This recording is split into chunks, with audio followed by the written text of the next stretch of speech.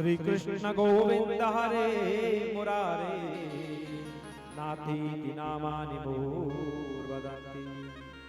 श्री कृष्ण गोविंद हरे मुरारे, केवल श्री कृष्ण बोलती भी भक्ति महारानी वहां पहुंच जाती है। सभा में जितने भी ऋषि मुनि थे सब आपस में तर्क वितर्क कर रहे हैं, कहां रह गया यमुना का तट, कहां रह गया वृंदावन। कथा हो रही है हरिद्वार में और सुनाई दे रहा है वृंदावन में, ये क्या शक्ति है। तो सनकादि कहते हैं, हे ऋषियों तर्क वितर्क नहीं, सुनो, ये भक्ति देवी अभी अभी कथा के अर्थ से ही निकली है। भक्ति कब पुष्ट होती है, भक्ति कब जो निखरती है, जब हम भगवान की कथा को सुनते हैं। जैसे भक्ति महारानी ने सुना तो भक्ति कहती है, भक्तेषु गोविंद स्वरूप कर्त्री प्रवेग धत्री भवरोग हंत्री सात्वं च तिष्ठा स्वसुधीर्य संश्रया निरंतरं वैष्णव मानसा।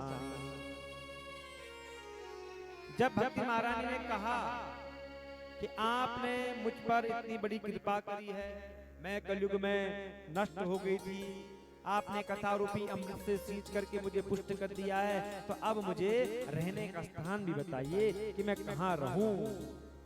तो सनकादि कहते हैं कि तुम भक्तों को भगवान का दर्शन कराने वाली हो, भगवान के स्वरूप को प्रदान करने वाली हो, तुम प्रेम का संपादन करने वाली हो, और संसार में जितने भी रोग हैं, शोक हैं, दुख हैं, उन सब का तुम निर्मूल करने वाली हो। अतः हे देवी, जितने भी भगवान हरि के भक्त हैं उनके हृदय में विराजमान हो जाओ। भगवान के भक्तों का हृदय ही तुम्हारा घर होगा, क्योंकि तुम भगवान की प्राण वल्लभा हो, तुम भगवान की प्रियतमा हो। तुम जहां रहोगी वहां कलयुग की दृष्टि नहीं पड़ेगी। जिस घर में भगवान की भक्ति होती है, जिस घर में भगवान का पूजन होता है, उस घर में कभी भी कलयुग का निवास नहीं होता है। सकल भुवन मध्य निर्धनास्ते विधन्या निवसति हृदयेषा श्री हरे भक्ति रेखा हरिरपि जलोकाम सर्वथा तो विहाय प्रविशति हृदयेषां भक्ति सूत्रो न पद्मा। जिनके हृदय में एकमात्र भगवान श्री हरि की भक्ति महारानी निवास करती है, इसी त्रिलोकी में निर्धन होने पर भी उसको परम धनवान कहा गया है, क्योंकि भक्ति की डोर से बंद करके भगवान खींचे खींचे आते हैं। भगवान अपने बैकुंठ धाम को छोड़ देते हैं और सदा के लिए अपने भक्त के हृदय में आ जाते हैं।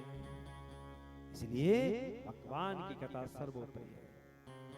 उस सभा में जितने भी लोग बैठे थे सब भूल गए कि हम कौन हैं। किसी को अपने शरीर का भी भान नहीं था, देह गेह का, कोई भी आदमी आत्मा का कोई भी सुधि नहीं थी कि हम कौन है। भूल गए कि हम कौन हैं। इतने तन्मय हो गए भगवान की कथा को सुनने में। उन लोगों की तन्मयता को देख करके नारद जी कहते हैं, हे मुनिवर, आप लोग बड़े दयालु हैं, बड़े कृपालु हैं। आज मैंने सप्ताह श्रवण की बड़ी महिमा देखी है। संसार का कल्याण करने के विचार से आप लोगों ने कितना सुंदर ये मार्ग निकाला है। भागवत जी की कथा सुनो, भवसागर पार हो जाओ।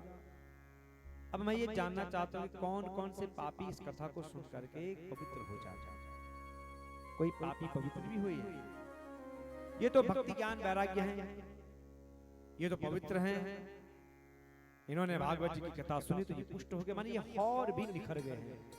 तो अब मैं ये जानना चाहता हूं कि कोई पापी इस कथा को सुनकर के पवित्र भी हुआ है? तो सनकादि कहते हैं हाँ हुआ है ना। तो नारद जी ने कहा कौन? तो सनकादि कहते हैं, सुनो नारद जी, ये मानवा पाप कृतस्तु सर्वदा सदा दुराचाररता विमार्गगा क्रोधाग्निदग्धा कुटिलस्य कामिना सप्ताह यज्ञेन कलो पुनन्ति। नारद जी सुनो, जो लोग सदा पाप करते हैं, मर्यादा का उल्लंघन करते हैं, उल्टे ही मार्ग पर चलते हैं, एक दूसरे को देख करके ईर्ष्या करते हैं, वे भी 7 दिन की कथा सुन करके पवित्र हो जाते हैं। 7 दिन कथा सुनो और पवित्र हो